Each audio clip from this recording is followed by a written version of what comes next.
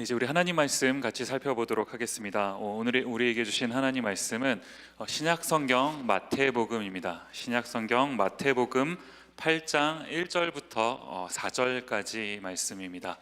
마태복음 8장 1절부터 4절까지 말씀 우리 같이 살펴보도록 하겠습니다.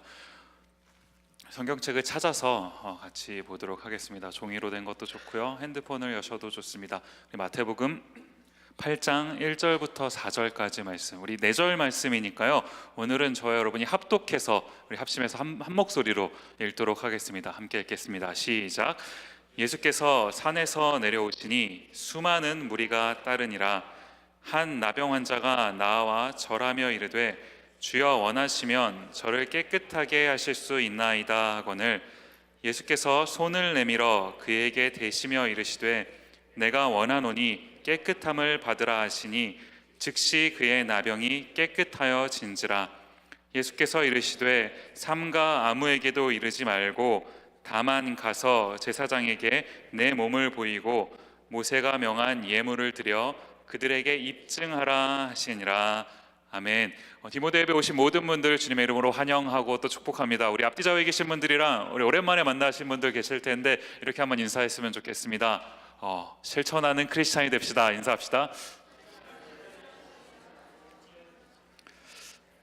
네, 방학을 끝나고 이제 모이니까 좋은 것 같은데 우리 함께 오늘 하나님께서 우리에게 첫날 무슨 말씀 주시는지 좀 집중해서 들어봤으면 좋겠습니다.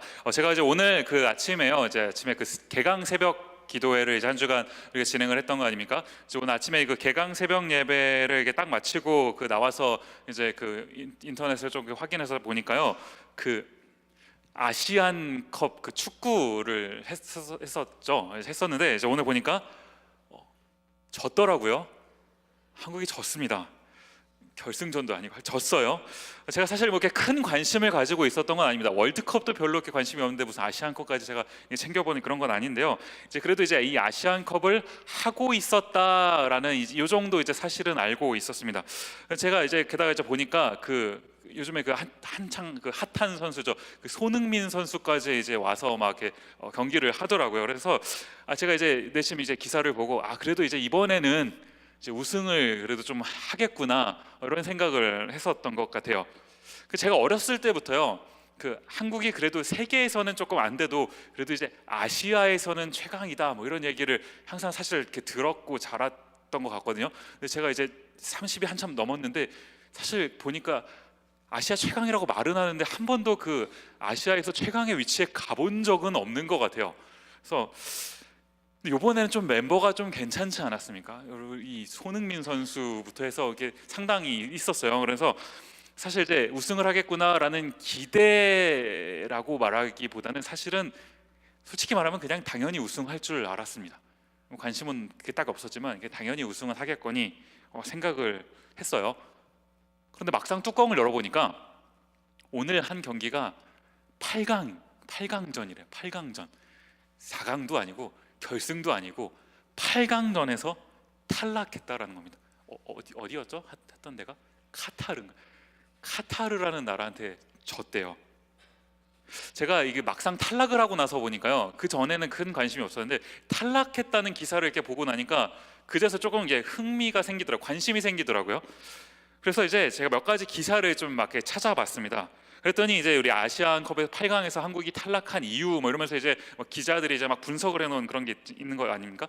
이제 보니까 뭐 감독의 뭐 전술부터 해가지고 뭐 다양한 이제 이야기들이 막 나오더라고요. 그런데 이제 뭐 감독의 뭐 전술이니 뭐 사람들의 뭐 컨디션이니 이런 거야 뭐 항상 이제 그 뭡니까, 이게 상황에 따라서 이 경우의 수에 따라서 이게 다른 것 아니겠습니까? 그러니까 뭐 그런 거야. 이제 그렇다 치더라도 제가 그 기사 중에서요, 흥미롭게 이제 눈에 들어온 기사가 하나 있었어요. 그게 뭐냐 하니까 이제 이번 대회를 진행을 하면서 아시안컵이 그래도 이제 월드컵 못지않게 이제 큰 대회 아닙니까?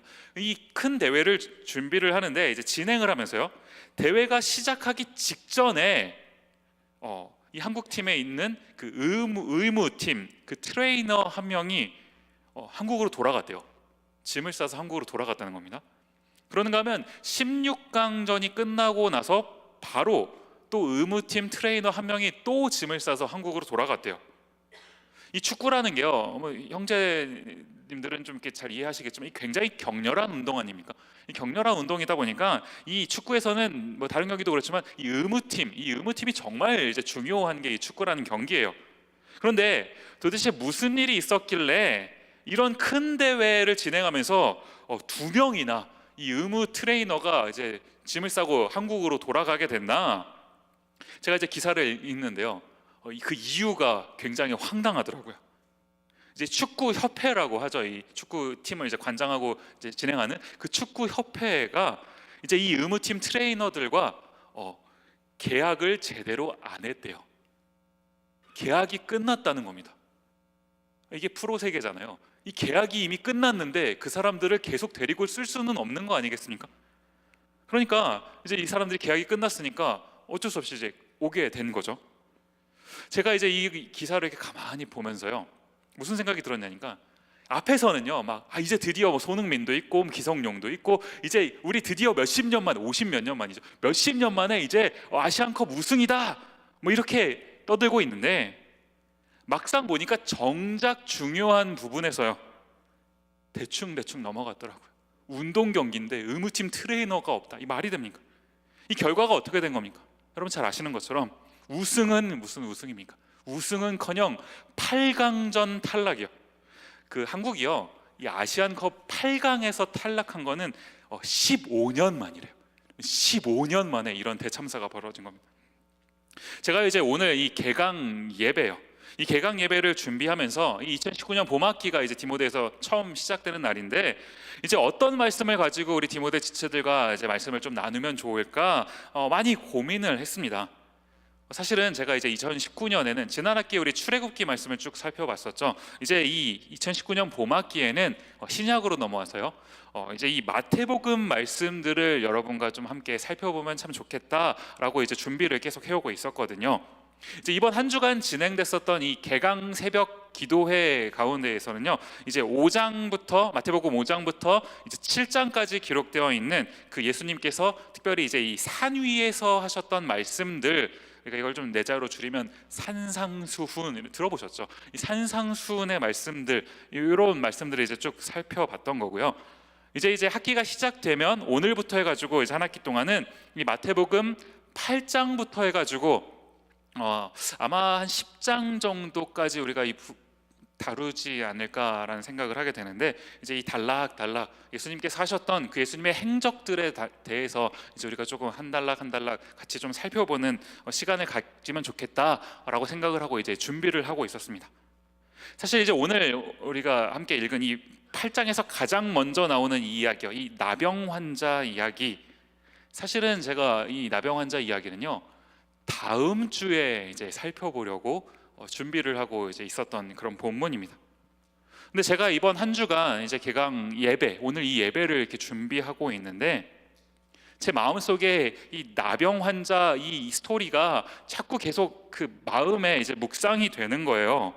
그래서 제가 이제 그래서 그 이유를 알 수 없는 그 부담감 때문에 이 부분을 조금씩 준비를 하면서 설교를 이제 뼈대를 세워가고 있는데, 오늘 아침에요 이 아시안컵 그 탈락하는 그 기사를 제가 딱 읽는데, 하나님께서 왜 이번 주 이 첫날, 이 2019년 봄학기 첫날 이 예배에 이 나병 환자 이야기를 나누고자 하셨는가, 그 하나님의 마음이 갑자기 딱 제 마음속에 이제 묵상이 되더라고요. 하나님께서 왜 이 말씀을 나누고자 하셨는지 알 것 같더라고요. 이게 무슨 말입니까? 오늘 본문의 배경이요 이렇게 시작을 합니다. 마태복음 8장 1절 말씀 여러분 보시면, 예수께서 산에서 내려오시니 수많은 무리가 따르니라. 이제 예수님께서 산에서 내려오시니, 자 이게 뭘 말하는 겁니까? 그 이전에 이제 7장까지 이제 있었던 그 산 위에서 하셨던 말씀들, 산상순 이 말씀을 이제 다 마치시고 8장으로 오셔서 이제 산 아래로 내려오셨다, 이걸 말하고 있는 것 아닙니까? 이제 예수님께서 산 아래로 내려오시니까 수많은 무리가 이제 예수님을 따랐다, 이렇게 기록을 하고 있는 겁니다. 제가 지난 화요일 날 이제 산상수훈 말씀을 이렇게 함께 살펴보면서 이제 그때 오셨던 지체들에게 이 산상수훈의 말씀들은 그 무리들에게 하신 말씀이 아니라 제자들에게 하신 말씀들입니다라고 이제 제가 말씀을 드렸는데, 제가 이제 오늘 설교를 준비하다가 보니까 문득 무슨 생각이 들었냐면요, 자칫 제가 이 전달한 말을 오해하셨을 수도 있겠다라는 생각이 들더라고요. 이 산상수훈 5장부터 7장까지 있는 이 산상수훈의 말씀은요, 예수님께서 그 제자들, 우리가 그 예수님의 제자라고 하면 그 12명 제자만 딱 생각하기 쉽지 않습니까? 그 12명만 딱 앉혀놓고 그 사람들에게만 하시는 말씀이 아니라요, 그때 이제 예수님을 따라서 같이 있었던 수많은 무리들이 있었고, 예수님께서는 이제 그들에게 이 산상수훈의 말씀을 전하시면서 하나님 나라의 이 복음, 이것을 이제 전하신 겁니다. 그런데 그때 이제 수많은 무리가 그 주변에 앉아 있었다 하더라도 이제 모두가 다 예수님의 이 산상수훈의 복음의 메시지를 받아들이는 건 아니지 않습니까? 이제 그 중에서 그 말씀을 듣고 내가 이제 하나님 나라의 백성으로서 살아야겠다, 예수님의 제자로서의 삶을 살아가야 되겠다라고 이제 마음에 결단하는 그런 제자의 삶을 살아가기로 하는 사람들, 그 사람들에게 이제 전달된 것이 이 산상수훈의 말씀이다라는 겁니다. 그러니까 이제 제자가 누구냐면요, 이 산상수훈의 예수님의 복음의 메시지를 이제 듣고 마음에 다짐하고 내가 이제 그 부담감을 가지고 이렇게 살아내야겠다라고 다짐하는 사람들, 이제 제자라는 사람들이 그런 사람들이다라는 겁니다. 이제 오늘 본문으로 돌아와서 보시면요, 오늘 본문은요, 이제 예수님께서 이 산상수훈의 말씀들을 다 마치시고 이제 산 아래로 내려오신 겁니다. 그래서 예수님께서 이 산 아래로 내려오셨는데, 이 내려오시자마자 이 산 아래에서 어떤 사람을 가장 먼저 만나신 겁니까? 이어지는 2절 말씀 보시면요, 한 나병 환자가 나와 절하며 이르되 주여 원하시면 저를 깨끗하게 하실 수 있나이다 하거늘, 지금 예수님 주변에는요 수많은 무리들이 있었다라고 기록하고 있습니다.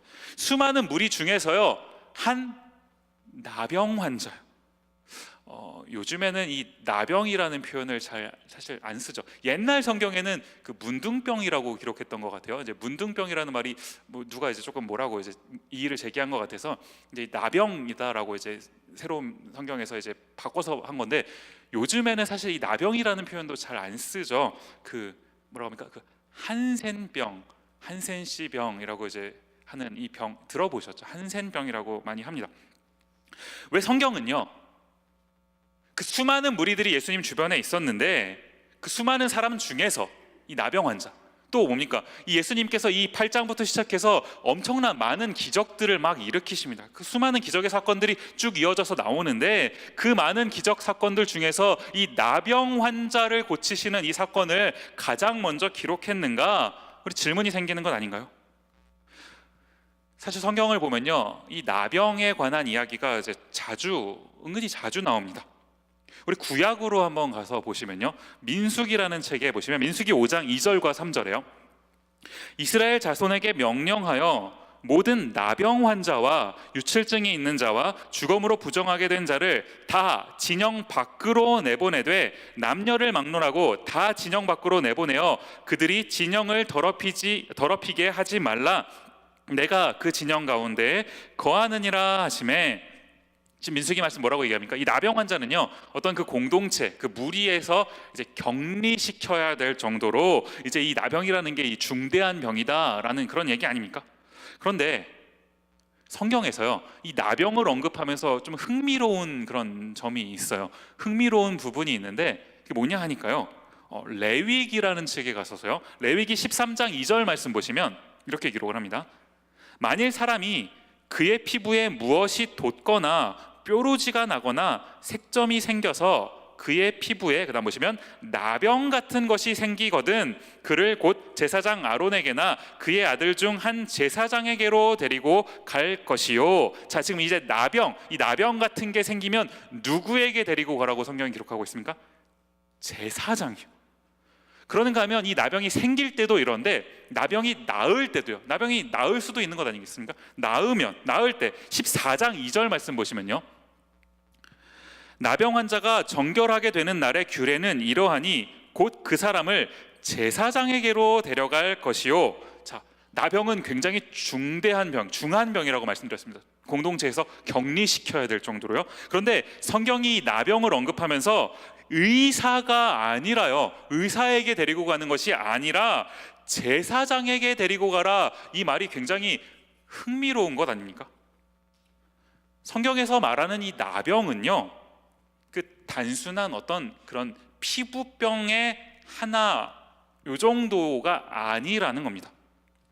우리가요, 이 나병이라는 것의 이제 특징을 조금 알면 사실 이 부분을 좀 이해하기가 조금 더 쉬운데, 이 나병이요, 한센병, 이 병의 특징이 뭐냐 하니까요, 그 피부에 이제 어떤 그 문제가 생기는 겁니다. 피부 신경에 문제가 생기는 거예요.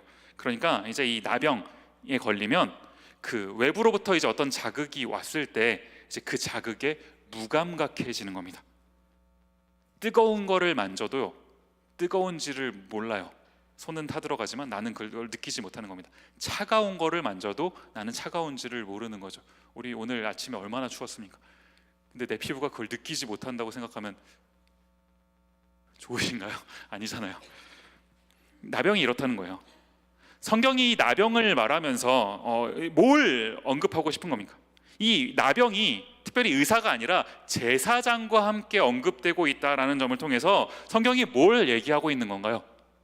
이 나병은요, 이 나병을 언급하는 이 일은요, 우리의 이 영적인 상태와 비슷한 겁니다. 이 영적인 상태를 예수님께서 지금 지적하고 싶으셨다라는 거예요. 여러분, 예수님께서 이 땅에 왜 오셨습니까? 산 위에 올라가서 예수님께서 산상수훈의 말씀을 쭉 말씀하셨는데 하나님 나라의 복음에 대해서 쭉 설파하신 것 아닙니까? 하나님 나라의 복음, 이 복음 왜 전하셨습니까? 우리 인간에게는요, 이 복음이 필요한 것 아닙니까? 있으면 좋고 없으면 많은 게 복음이 아니라요, 복음이 없으면 우리 인간은 죽어요. 그렇기 때문에 예수님께서 목숨을 내놓으시면서 이 복음을 전하시겠다고 오신 것 아닙니까? 그런데 그 복음 없이 살면서요, 없으면 죽는 그 복음이 없이 사는데도 내가 죽어가고 있다는 것을 몰라요. 깨닫지 못해요. 그게 우리 인간의 모습 아닌가요? 이 마치 나병 환자가 어떤 그 자극에, 외부로부터의 자극에 전혀 이 느낌이 없는 거, 느끼지 못하는 이것처럼 내가 죽어가고 있는데도 그것을 깨닫지 못하고 있는 상태, 이게 이 땅을 살아가는 인간의 상태 아닙니까? 우리가요, 이렇게 또다시 그 개강을 했습니다. 오늘 보니까 이제 방학 동안에 못 뵀던 많은 분들이 이제 보여서 참 반갑고 좋은데요. 여러분 정말 그 무사히 돌아오셔서 정말 다행입니다. 제가 이제 디모데 사역을 한 지가 이제 한 3년 6개월 정도 된 것 같아요. 이제 3년 6개월 하다 보니까 이제 몇 차례 이제 방학을 제가 이제 겪은 것 아닙니까? 그러다 보니까 제가 이제 예전에는 전혀 생각하지 않았던 그 이상한 한 그 걱정이 생겼어요. 그게 뭐냐 하니까 이 방학 때마다요. 방학 때마다, 겨울 방학은 그래도 좀 짧은데 여름은 막 석 달씩 있으니까 이 방학 때마다 그 우리 디모데 지체들 중에서 이제 이 아웃 오브 타운 하시는 지체들이 많이 있는 것 아닙니까? 어떤 사람들은 이제 뭐죠, 여행도 가고, 어떤 지체들은 뭐 한국도 가고 뭐 이러는데, 제가 이제 방학이 돼서 이 아웃 오브 타운 한 지체들을 이렇게 보면요, 걱정이 되는 거예요. 여러분 표정이 무슨 목사가 돼가지고 믿음 없이 걱정을 하십니까? 이런 표정으로 보시는, 너무 그렇게 저를 또 비판하지 마시고 그냥 여러분에 대한 그 관심이다라고 생각을 해주시면 좋을 것 같은데, 요즘에 워낙 사건 사고가 많잖아요. 사건 사고가 워낙 많잖아요. 누군가 이제 목사님 저 한국 가요 이러면 괜히 걱정이 돼요. 이 다음 뉴스에 안 떴으면 좋겠는 그런 마음 막 있는 거 있잖아요. 안 떴으면 좋겠는, 안전하게 갔다 왔으면 좋겠는 거예요. 근데 여러분이 이제 이 겨울방학 동안에 흩어져 계셨다가 정말 아무런 사건 사고 없이 이 자리에 오신, 제가 인스타 이렇게 보니까 막 여러 군데 가셨더라고요. 다 돌아오셨잖아요. 무사히 돌아오신 거 보니까 얼마나 감사한지 모릅니다. 여러분, 이게 우리가 이게 돌아와 있는 게요, 이게 당연한 게 아니고요, 하나님의 은혜임을 여러분이 꼭 기억하셨으면 좋겠습니다. 하나님 은혜를 베풀어 주셨기 때문에 우리가 무탈하게 오늘 이 자리에 있는 거예요. 여튼 이제 우리가 오늘 이제 이렇게 새로운 학기를 시작하는데요, 이번 학기를 시작하시면서 여러분에게 아마 다 있으실 거예요. 어떤 그런 새로운 꿈, 계획, 이번 학기 한번 이렇게 해봐야겠다, 이렇게 한번 내가 노력해서 이런 것들을 이뤄놔야겠다, 이런 여러분 계획이 있으신 것 아닙니까? 그런데요, 아까 전에 제가 설교의 그 도입부에 말씀드렸던 그 축구 국가대표팀처럼요, 우승이라는 목표가 있어요. 너무 원대한 목표가 있고 가능할 것도 같아요. 그런데 목표는 있는데 의무팀 트레이너가 없어요. 그걸 깨닫지 못하고 그냥 막 달리면 어떻게 된다고요? 우승이 옵니까? 아니잖아요. 중도 탈락이요. 중도 탈락. 그런 현실을 맞게 된다고요. 영적으로도요, 우리가 지금 내 영적인 상태가 어떠한지 전혀 이 진단이 없고 내 영적 상태에 대해서 전혀 돌아보는 게 없고 그냥 이번 학기 내 꿈만 가지고 덤비면 어떻게 된다는 겁니까? 중간에 무너진다는 거예요. 어떤 시련이 닥치면 무너진다고요. 우리를 어떤 그 목표, 여러분 세우신 꿈, 계획, 거기까지 인도할 수 있는 거는요, 여러분이 꿈이 여러분을 인도합니까? 아니에요. 여러분의 계획이 여러분을 인도하나요? 아니더라고요. 여러분의 체력이 여러분을 인도합니까? 아니죠. 한 살 한 살 먹어가는 우리 나이를 볼 때마다 내 체력은 안 되구나, 쉽지 않은 건 아닙니까? 여러분의 성적이 여러분을 인도합니까? 갑자기 굉장히 슬퍼지는 것 같은데 더더욱 아닌 것 같은 느낌이 들죠.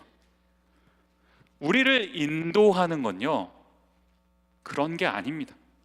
우리를 인도하는 건 그 매 순간마다 우리 삶 속에 개입하셔서 우리를 인도하시는 하나님의 은혜요. 우리가 이걸 놓치면 끝입니다. 이게 준비되어 있지 않으면 끝이라고요.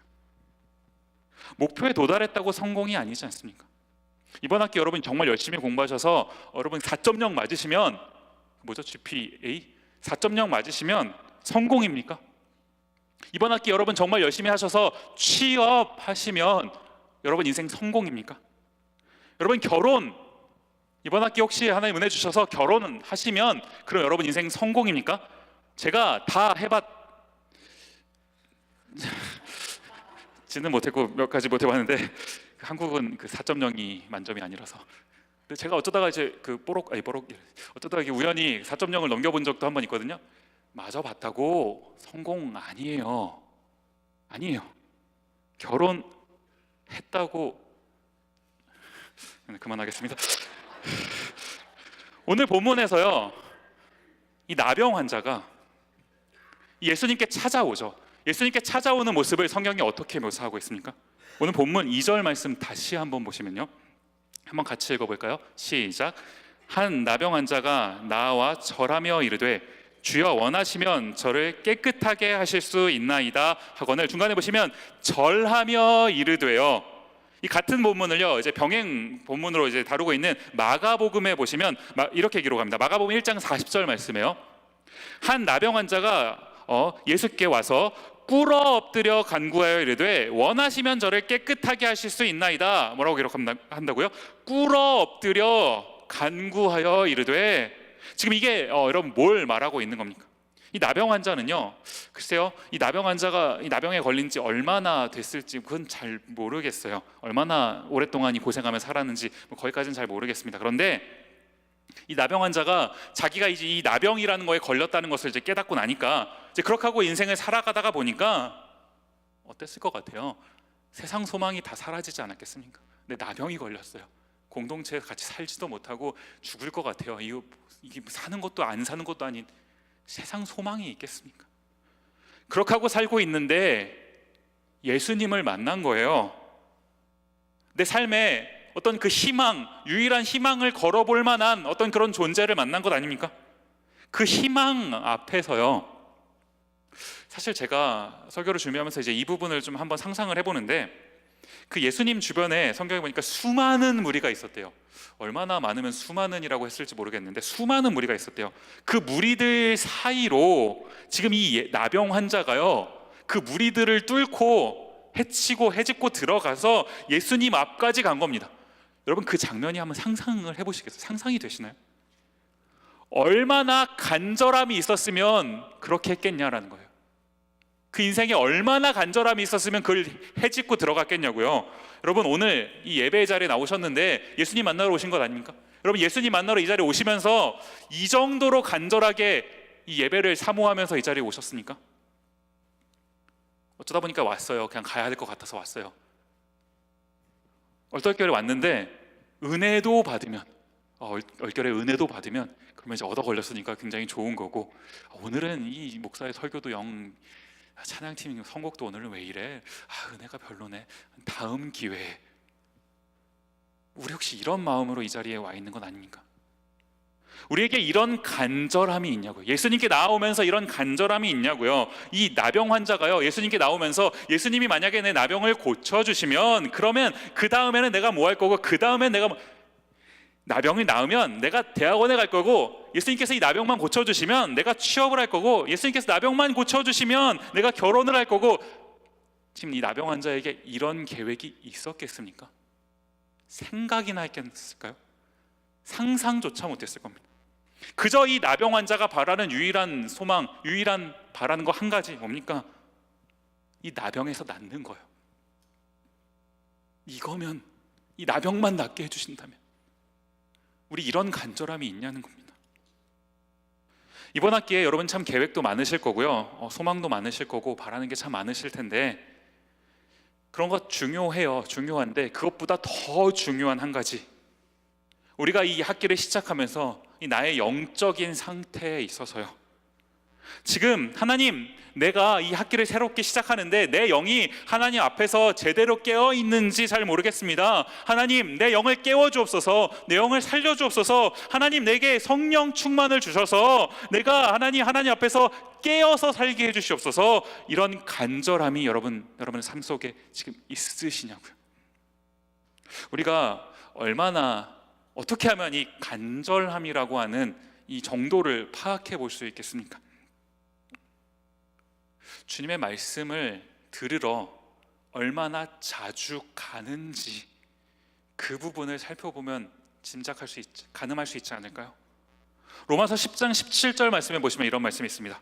그러므로 믿음은 들음에서 나며 들음은 그리스도의 말씀으로 말미암았느니라. 우리가 하나님에 대한 어떤 믿음, 그것을 가지려면요, 어떻게 한다고요? 말씀을 들어야 된다고요. 그 말씀이 선포되는 자리에 나아가야 된다고요. 이번 한 주간 그 개강 새벽 기도회를 이제 쭉 진행을 했던 건 아닙니까? 이번 그 화요일 날 이제 개강 새벽 예배 첫날 이제 시작을 했는데, 날씨가 굉장히 추웠어요. 날씨가 아침 엄청 춥더라고. 함부로 말을 하면 안 됩니다. 제가 사실 날씨가 너무 안 추워, 미네소타 계속 영상이었잖아요, 섭씨로. 그러니까 이게 좀 섭섭할 정도로 안 춥다 이런 얘기했는데, 이런 말 함부로 하면 안 돼요. 하나님 안 섭섭하게 다 해주시더라고요. 엄청 추웠어요. 걱정이 되더라고요. 우리 디모데 지체들 이 첫날인데 이거 많이 올까? 이 추운 날씨를 뚫고 올까? 아니나 다를까요? 제가 이제 무스타워에 딱 도착을 했는데 그 임원 우리 2명 지체가 이제 그 앞에서 안내를 서고 있더라고요. 그래서 이제 인사를 하고 그 2-580 방에 딱 들어갔는데 또 다른 임원 1명이 거기 앉아 있더라고요. 토탈 4명. 그래서 이제 오늘은 이 4명이서 이제 가정 예배를 드리면 되는구나, 가정 예배처럼 이렇게 조촐하게 예배를 드리면 되겠구나라고 이렇게 생각을 하고 있었어요. 그런데 이제 시작을 하니까 이제 조금씩 지체들이 막 오더라고요. 제가 이제 막 다 일일이 세어보지는 않았는데 이제 마지막에 기도할 때 이렇게 쓱 한번 이렇게 대충 보니까 한 열댓 명 정도 지체들이 이제 와서 예배를 드렸던 것 같아요. 사실 이번 주 내내 날씨가 계속 추웠던 것 아닙니까? 하루하루 이제 시간이 가는데 오늘 아침에요. 오늘 이제 마지막 날이었는데 오늘 아침 사실 제일 추웠던 것 같아요. 정말 춥더라고요. 오늘 아침에 오랜만에 정말 그 깜짝 놀랄 만한 그런 이제 추위가 있었는데, 오늘 아침에요, 제가 이제 말씀을 같이 나누고 이제 기도를 하면서 오늘 오셨던 분들 대충 몇 분이나 오셨나 세보니까요, 30분이 넘게 오셨더라고요. 제가요 같이 이렇게 기도하는 그 지체들의 이렇게 모습을 이렇게 가만히 이렇게 보고 있는데요, 감동이 밀려오더라고요.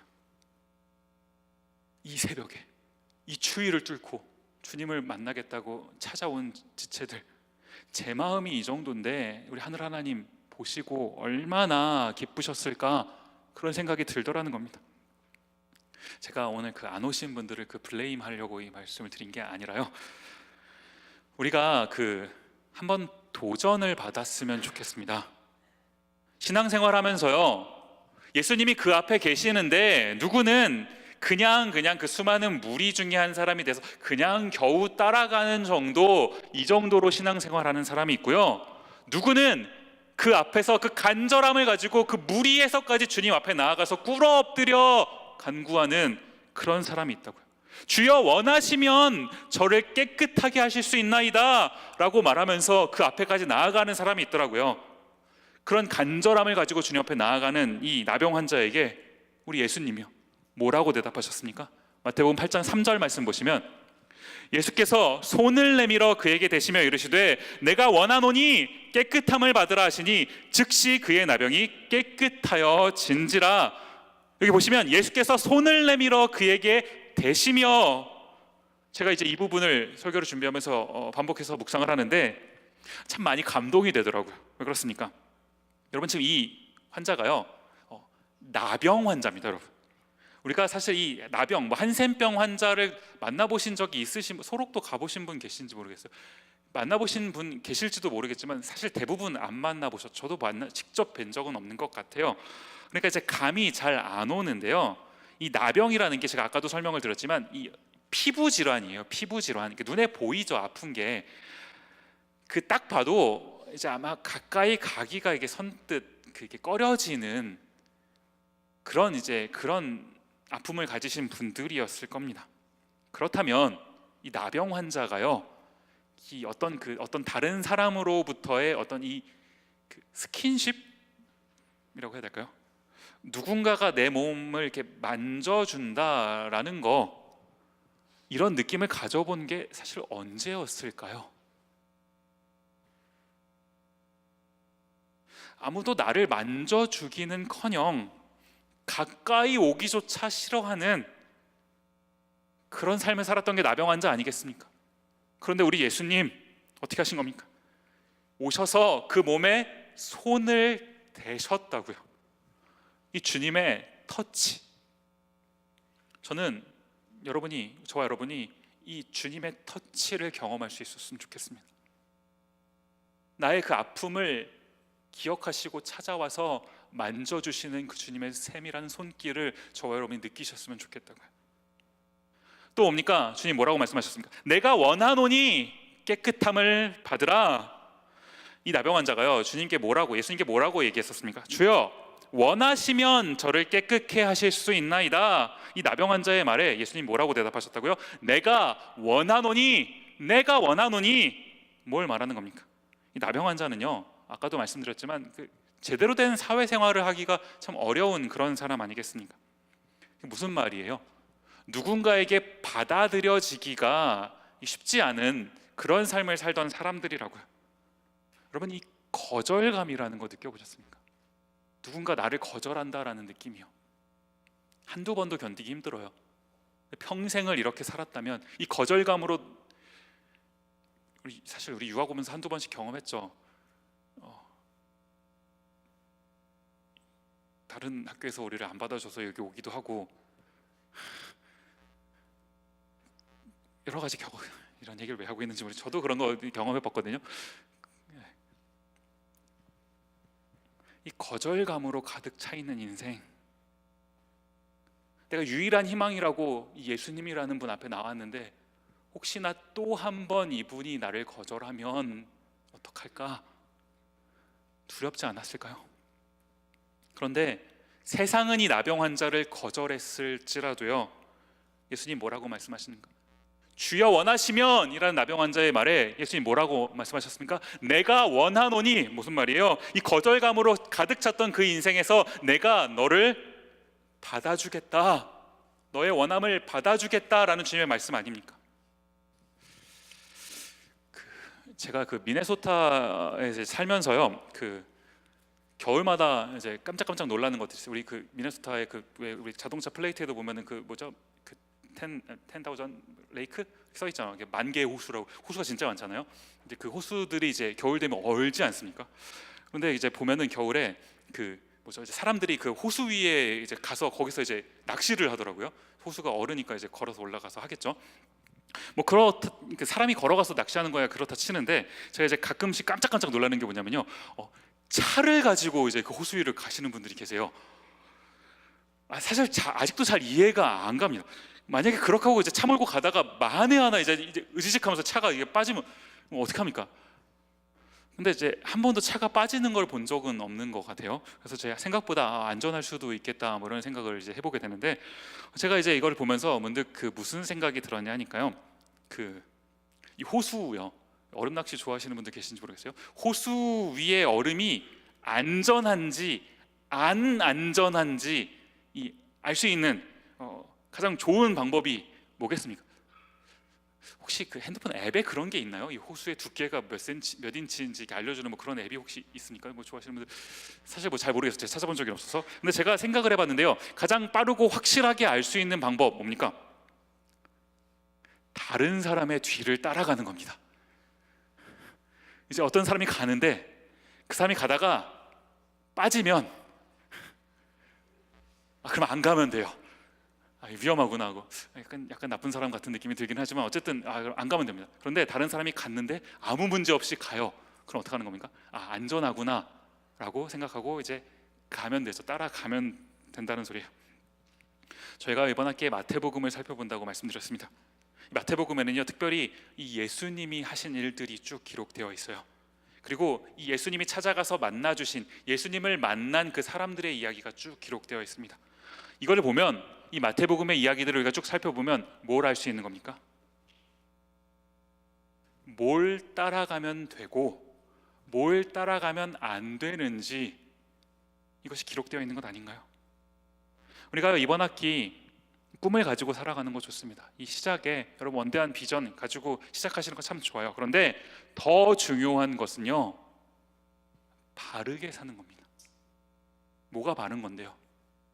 주님께 받아들여지는 인생, 내가 원하노니 라고 주님 말씀해 주시는 그 인생이 바른 인생 아니겠습니까?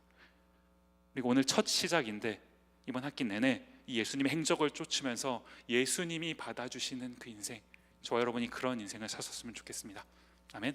자, 우리 오늘 이 찬양으로 함께 설교를 마무리하고 싶은데요, 이 2019년 봄학기에 이제 이 시작이에요. 뒤에 불을 좀 꺼주시겠습니까? 우리가 사실 고백할 것도 많고 기도할 것도 많고 우리 주님 앞에서 할 얘기들 참 많아요. 여러분의 어떤 소원, 꿈 하나님께 기도하셔야죠. 다른 거 다 뭐 중요한데, 근데 이 시간 가장 중요한 거 한 가지, 우리가 회복해야 될 것 한 가지, 우리 방학 동안 잠시 우리 좀 느슨하게 살았다면 이 새로운 시작에 우리가 이 시간 회복해야 될 진짜 중요한 가치 한 가지 뭡니까? 내가 주님을 사랑한다라는 이 사랑의 고백이요. 주님, 내가 주님을 사랑합니다. 내가 주님을 사랑합니다. 나의 꿈, 나의 비전, 대학원, 취업, 결혼, 모든 거 학점 다 중요한데 하나님, 내가 이것을 쫓는 인생보다 주님을 사랑합니다. 주님을 사랑한다라는 이 사실이 하나님 나의 인생에서 가장 중요합니다.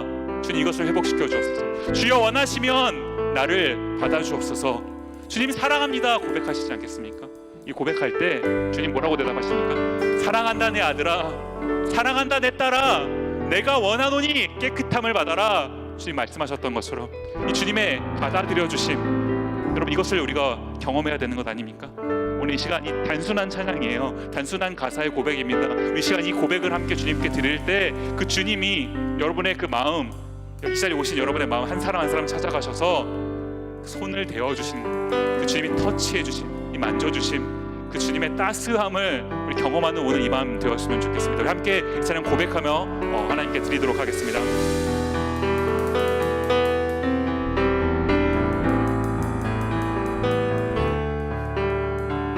함께 고백합니다. 사랑합니다. 사랑합니다. 나의 예수님, 나의 예수님 사랑합니다. 사랑합니다. 아주 많이요, 아주 많이요. 사랑합니다. 사랑합니다. 나의 예수님, 나의 예수님 사랑합니다. 사랑합니다. 그것뿐이에요. 그거 우리 한 번 더 고백하십시다. 사랑합니다. 나의 예수님, 사랑합니다. 나의 예수님. 여러분 정말 이렇게 고백하시겠습니까?